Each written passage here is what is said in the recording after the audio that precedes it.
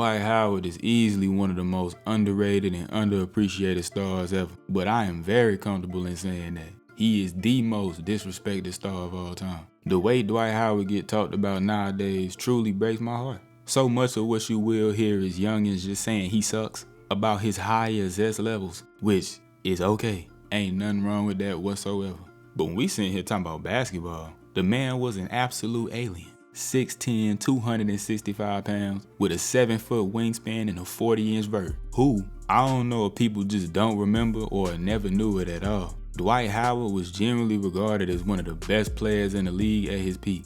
Mind you, we talking about an NBA that consisted of names like a peak physical form LeBron James, Kobe Bryant, Carmelo Anthony, Kevin Durant, Dirk Nowitzki, a still elite Dwayne Wade, among so many others. Dwight was right there with all them boys, both in terms of talent and popularity for real. At the time being a fan favorite and highly respected really by all, except for the old heads. But that'll be discussed further later on. 8-time All-Star, 8-time All-NBA, 8 straight All-Stars, and 8 straight All-NBA selections, by the way. 3 Defensive Player of the Year awards, anchoring some Orlando units that had no business actually being elite defenses, including being the best in the league the year they went to the finals, but you know, that's just what all-time defenders do. As well as 5 All-Defense selections. Got a chip on the back end too for all y'all that hold rings in such high regards. But that did come when he was at a different stage in his career that I'll quickly spin back on later.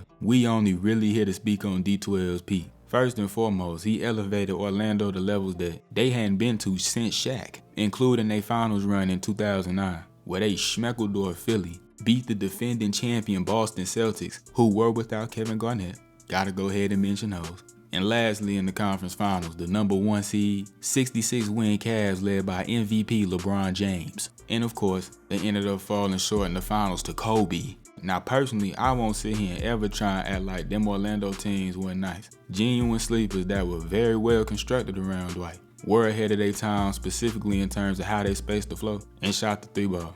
With that being said though, a lot of them guys had their best years alongside Dwight Howard. Obviously though, my dog wasn't perfect. Had flaws in his game just like any other. Injuries also played a very big part in his rather rapid decline. Lost a step or two by like 29, and he just wasn't quite the same monster after that. And quickly, since I'm here, being a Hornets fan, feel obligated to bring up his one singular year in the city. He was absolutely fantastic and was exactly what we needed, but he's not great in the locker room. Which serves as a great segue into the fact that it's very well documented that Dwight wasn't that well liked in these locker rooms, as well as feuding with different coaches. Even though I 100,000% feel him wanting smoke with Kevin McHale, cause I swear on everything I love he was not using him right. But even past all of that, we got to a point where Dwight realized that he wasn't that guy no more.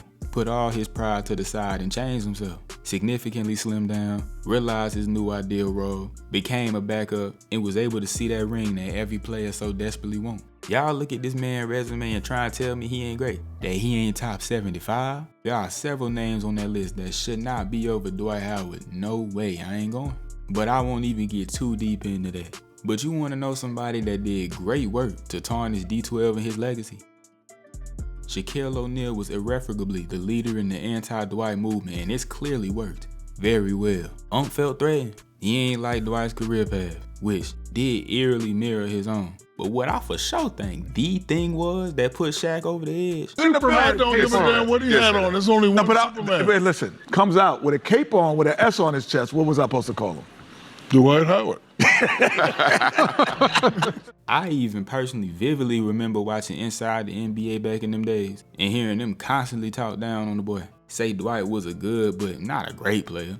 And hey, in the moment, I believed him. I was an impressionable little tadpole at the time. I was like 9 or 10, I ain't know no better. But the damage has absolutely been done, indubitably. And I don't know if he can be saved for real. Cause we at a point in time where social media is trying to underrate some of the literal greatest players of all time. Like Tim Duncan.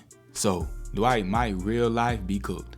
Hope y'all enjoyed this one right here. Was just a little something that very recently touched my spirit, so I wanted to come get my little 2 cents real quick. Really do serve as a great example of the type of content I'll drop over the summer. Just random little topics on different players, to be real. Like I said though, hope y'all enjoyed. If you did, leave me a little like. Drop any kind of comments that you got down below. Subscribe to the channel. And I'm gonna see y'all soon in the next one.